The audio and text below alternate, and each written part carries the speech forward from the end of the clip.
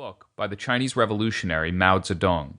A single spark, Mao wrote, can start a prairie fire. Mao knew little of America, but he knew brutal truths about politics.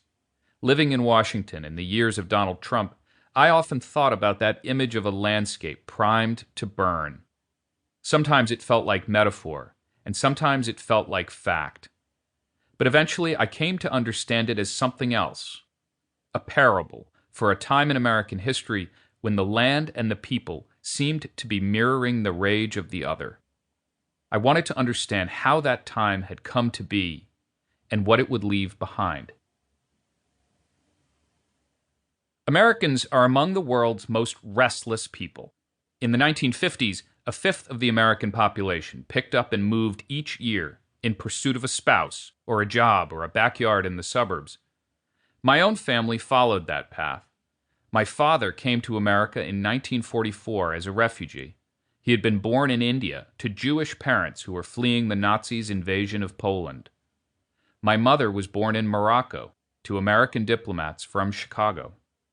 During the Vietnam War, my parents met in Saigon, where my mother worked in the office of a nonprofit group and my father was a newspaper reporter.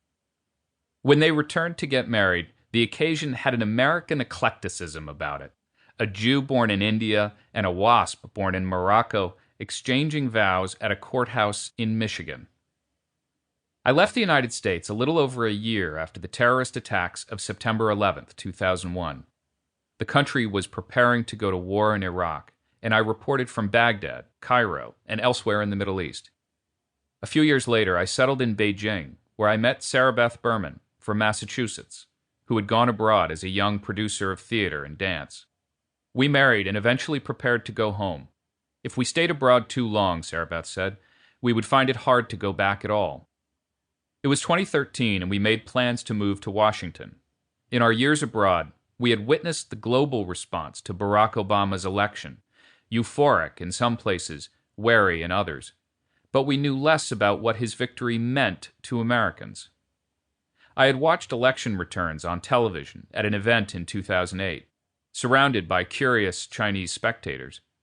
The prospect of America's first black president conveyed an infectious sense of potential, particularly for people who recalled that the United States had once barred them under the Chinese Exclusion Act. When Obama won, Wang Chong, a Chinese newspaper reporter standing near me, let out a quiet whoop of celebration. Ethnic discrimination exists very deeply in Chinese minds, he said. Coming home always holds the promise of a new way of seeing. In the 1940s, after covering the war in Europe, the author John Gunther returned to America. At times, he felt like the man from Mars, he wrote in Inside USA, published in 1947.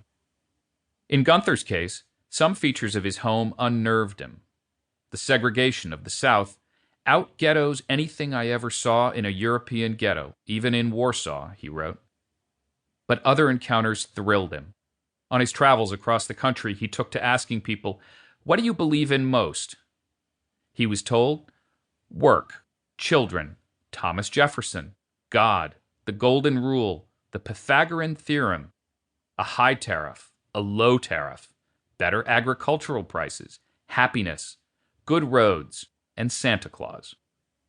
But the most frequent response was, as he put it, the people, if you give them an even break. Sarah Beth and I landed at Dulles International Airport on July 7, 2013. At passport control, I picked up a brochure with the title, Welcome to the United States. It was published by the Bureau of Customs and Border Protection, and it had a cover photo of the Washington Monument and cherry trees in bloom.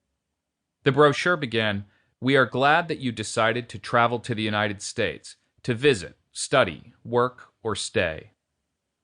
For a few weeks, we stayed at my in-laws' house on a quiet street in the Washington suburbs. It was a stark change from an alleyway in Beijing, where traveling merchants shouted offers to sharpen your kitchen knives or tell your fortune, or buy your hair for a wig factory. On Craigslist, we found a row house to rent in Washington, and we savored the minor luxuries we had missed in China. Potable tap water, clean air, a dishwasher. In the city